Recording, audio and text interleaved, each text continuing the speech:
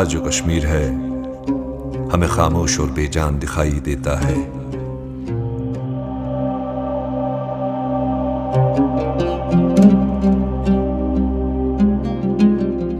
ये पहले ऐसा नहीं था। उसके माजी के सफ़ात बहुत से जानदार और रंगीन अफसानों से भरे पड़े हैं। इन बेशुमार कहानियों में से कुछ पर वक्त और हालात की धूल जम गई है और वो धीरे धीरे उस गिर्द में दब गए हैं जो सियासी और समाजी उधेड़बन से पैदा हुई थी। ये वाकया तारीख का वो सबक है जिसने इंसानी जोश और जज्बे को वो ऊंचाई बख्शी है जिसकी मिसाल आज तक नहीं मिल पाई है। भारत की आजादी में सियासत और मजहब की आजमाइश हो चुकी थी। अंग्रेजों ने जाते जाते डिवाइड एंड रूल की पॉलिसी अपनाई थी। उसके नतीजे में भारत की आवाम दोहरी मार झेल रही थी। कोई नहीं जानता था कि आने वाले सालों में देश का क्या होगा। कश्मीरी आवाम भी इस बेचैनी की शिकार थी। अंग्रेजों ने वक्त का फायदा उठाकर महाराजा ऑफ कश्मीर को वर्गलाकर आवाम को आपस में लड़ाने के लिए अजान और कुरान की तिलावत पर पाबंदी लगा दी। कश्मीर के मुसलमान सड़कों पर उतर आए। देखते ही देखते पूरे कश्मीर में कई लोगों को गिरफ्तार कर लिया गया। रैलियों को किसी भी सूरत में नाकाम बनाने की कोशिश की जा रही थी। लेकिन इसी आंदोलन से एक ऐसा इंसान उभर कर आया जो लोगों की आवाज बन गया। अब्दुल कदीर खान गाजी। अब्दुल कदीर के अल्फाजों ने लोगों में नया जोश भर दिया था। उसकी बढ़ती शोहरत और हर दिल अजीजी फौज के लिए खतरे की घंटी से कम नहीं थी।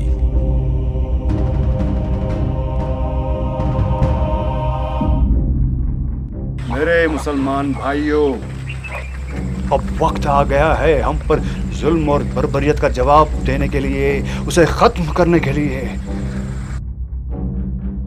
और कुरान शरीफ की बेहुरमती के मामले में सब्र के बजाय अपनी ताकत पर भरोसा करना होगा। इनके महल को जमीन पर गिरा दो। वो कहते हैं हमारे पास मशीन गन नहीं है तो क्या हुआ, हमारे पास ईंट और पत्थर की बहतात है। उनसे मुकाबला करने के लिए हमें सिर्फ हिम्मत की जरूरत है और एक मुसलमान में हिम्मत की कोई कमी नहीं है। हम अपने सर पर कफन बांध कर चलते हैं। हम पैदा ही होते हैं जज्बे शहादत को लेके। अपने दीन की हिफाजत करने के लिए हम खुद को कुर्बान भी कर सकते हैं। इनकलाब जिंदाबाद, इनकलाब जिंदाबाद, नारे तकबीर, नारे तकबीर।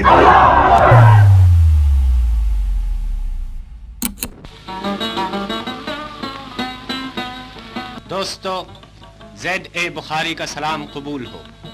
जर्मनी की लगाई हुई आग को बुझाने के लिए दुनिया के हर कोने से लोग उठ खड़े हुए। हिंदुस्तान किसी से पीछे क्यों रहता। हिंदुस्तान के बहादुर मिस्र में पहुंचे। इस वक्त ये जवान एक मश्क कर रहे हैं जंग के लिए, ताकि अगर दुश्मन का मुकाबला हो जाए तो किसी बात में पीछे न रहें। कांटेदार तार मुझे पसंद नहीं, इन जवानों को भी शायद पसंद नहीं।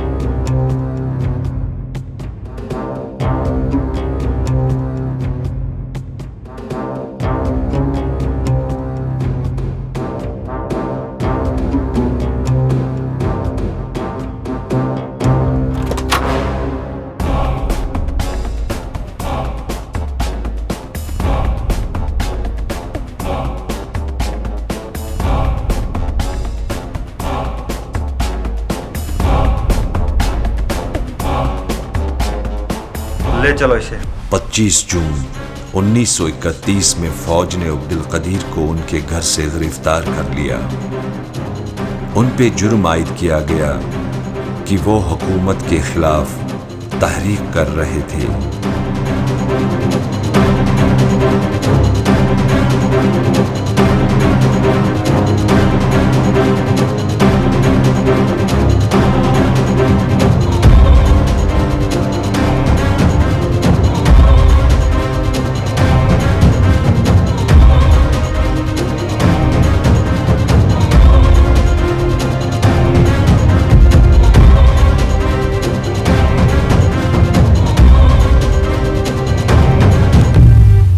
तेरह जुलाई 1931 जब सेंट्रल जेल श्रीनगर में अब्दुल कदीर के केस की सुनवाई शुरू होती है, सुबह से ही लोगों की भीड़ वहां जमा होने लगी।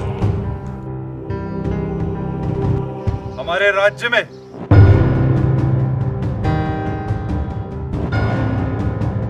कहीं पर भी किसी को जमा होने मत दो।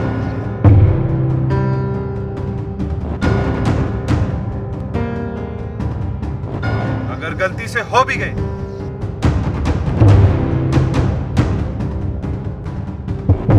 तो उनका जवाब गोली से दोगे। ये मेरा हुक्म है।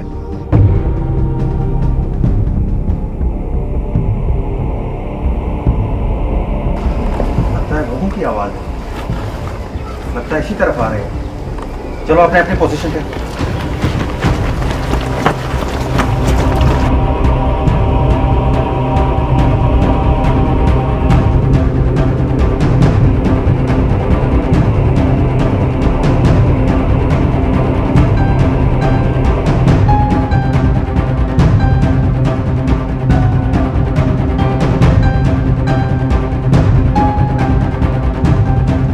दोपहर का वक्त हो चुका था।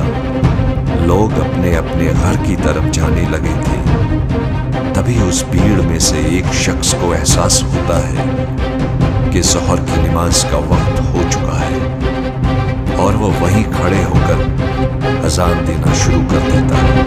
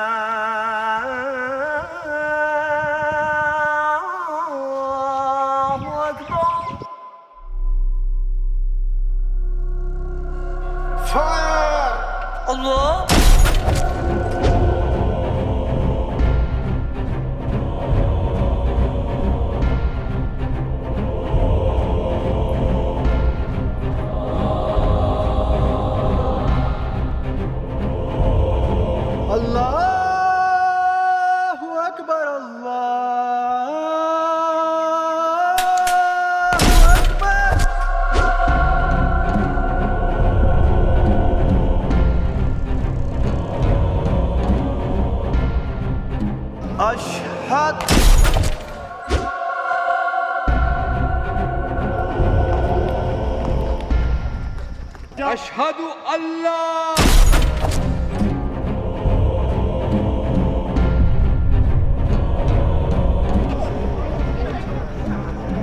अशहदु अल्लाह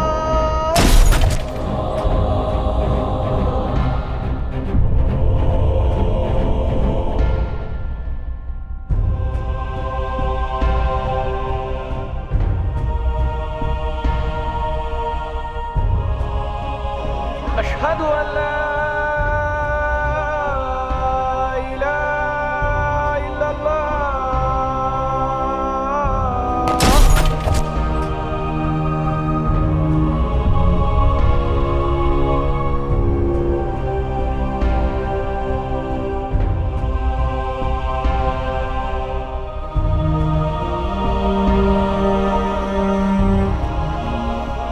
अशहदु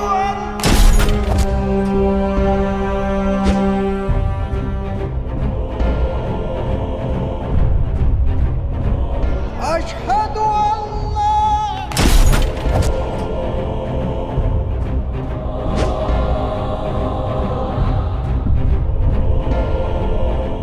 अशहदु अल्ला इलाहा इल्लल्लाह।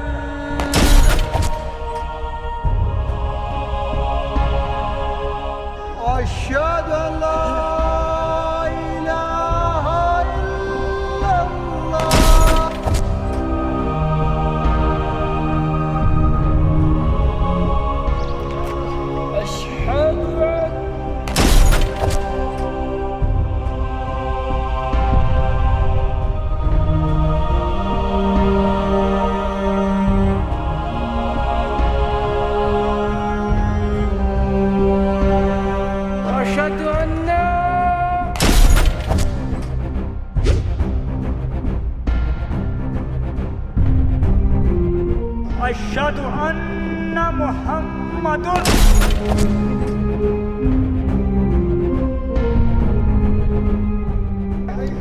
अशहदु अन्ना मुहम्मदुर